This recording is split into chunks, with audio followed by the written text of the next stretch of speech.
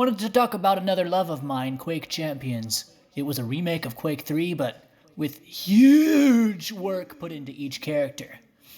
Now, Quake 3 was known for its huge roster of lovable characters. Now, unfortunately, the game didn't perform well because the netcode made things perform so-so. I mean, I thought it was fine, but I guess a lot of people had lag or whatever. So what happens? Well, before they unleashed tons of characters that everybody wanted, even characters we found concept art and half-built assets of, they lost the 3D modelers on the team. I guess they couldn't afford them, or they were moved to another department or something, and basically shrunk to a skeleton crew. And as I understand it, there was a small Quake Champions community that might even be alive today. I don't know, I'm not keeping up with it. It takes a lot more effort and manpower to create the new characters than the old ones. In the hearts of what Quake gamers wanted, I believe they wanted this entire roster. It was fucking huge, and there was tons of color variants as well.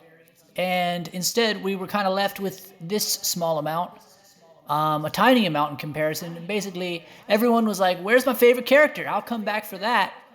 Or at least, that's what I felt. And then an absolute travesty happened. I mean, no offense, Eisen fans, I'm sure you're out there.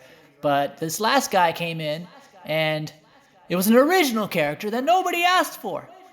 He was fun, he had good voice acting, animations, and lines, but I'll be damned if anybody cares about Eisen.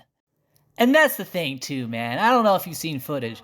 I'll try to include some, but the characters, each of them had voice acting, amazing animations. They were truly works of art. They had lots of favorites like Visor and Anarchy, who stood out in 2003 or whenever the first game came out. And they have a huge reputation already. And I gotta say, they seem true to their originals.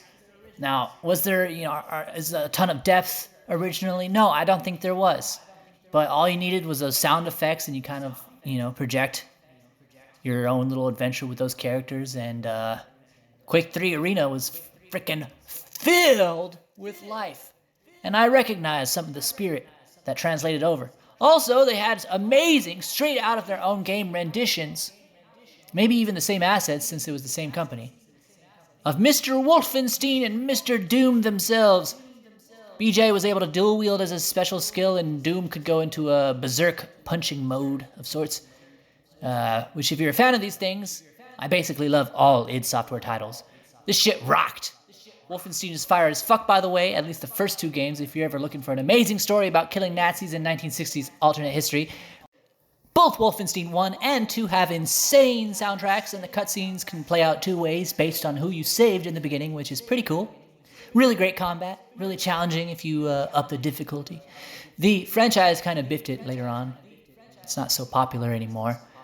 Doom 2016 and Eternal are insane. I'm not sure how I feel about the new one yet because my friend bought it for me as a surprise gift, and it does not run on my ancient computer. Last note about Quake Champions, though. It is literally Fortnite before Fortnite became Battle Royale. The reason why it draws from Doom and Wolfenstein is because champions are pulled out of their universes to entertain a race of overlords or something like that. It might be fair to say it's the original multiversal tournament. Ranger, on the right there, is a protagonist from Quake 1, a dimension-hopping warrior from the Slipgates, who was fighting eldritch monstrosities for some reason. Where Visor is a Strogg, part of this Borg-like machine race from Quake 2 and 4, and Quake Wars, if you remember that. I love the Strogg, partially just because of branding. It's a fun name.